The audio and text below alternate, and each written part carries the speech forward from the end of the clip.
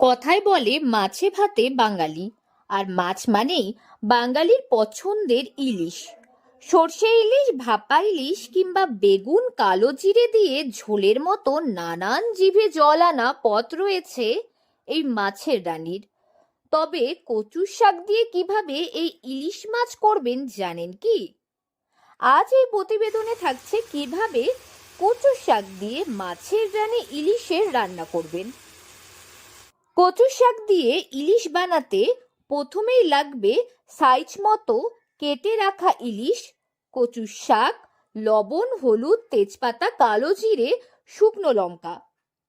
কচু শাক মাছের মাথা দিয়ে ভাজতে হয়। কালা জিরে দিতে হবে, একটু রসুন দিতে হবে, তেল দিতে হবে, কাঁচা লঙ্কা দিতে হবে, একটু ভাপাই নিতে হবে। প্রথমে কচু শাকটা কাটে ভাপাই নিতে হবে। তারপরে মাছের মাথাটা ভাজে রাখে দিতে হবে। তারপরে কালা জিরা, রসুন, কাঁচা লঙ্কা ফোড়ন দিতে হবে। দিয়ে তারপরে তখন কচু শাকটা দিতে হবে। কচু শাকটা দিয়ে তারপরে তখন একটু সিদ্ধ হয়ে যাবে, সামান্য একটু চিনি দিতে হবে। তারপরে মাছের মাথাটা ভাজে দিয়ে তখন রান্না করে নামাইতে হবে, খুব টেস্টি লাগে। প্রথমেই ইলিশ মাছের মাথা ভালো করে জলে ধুয়ে তাতে লবণ হলুদ মাখিয়ে রাখুন।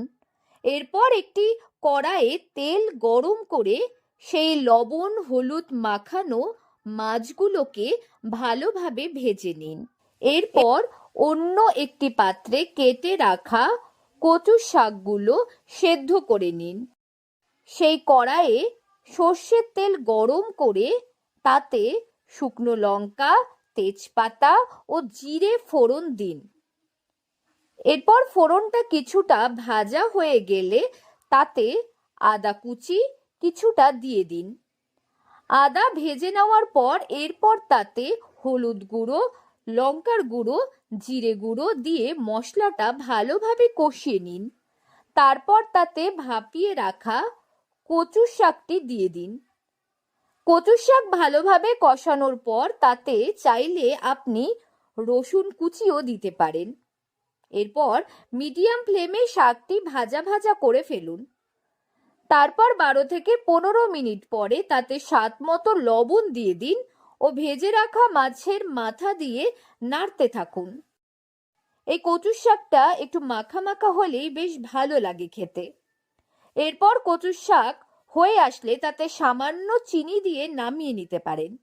বলতে হবে কচু শাক খেতে খুব ভালো, একটু টক দিলে বেশি ভালো লাগে, গলা চুলকায় না, তার জন্য ভালো খেতে। হ্যাঁ খুব স্বাদ। গরম গরম ভাতের সাথে ভীষণ টেস্টি এই খাবার। একবার খেলেই জিভে জল চলে আসবে আপনার। তাই বাড়িতে খুব সহজেই যে কোনো দিন বানিয়ে ফেলতে পারেন মাছের মাথা দিয়ে কচুর শাকের এই রেসিপিটি। উত্তর দিনাজপুর থেকে পিয়া গুপ্তার রিপোর্ট, লোকাল 18 বাংলা।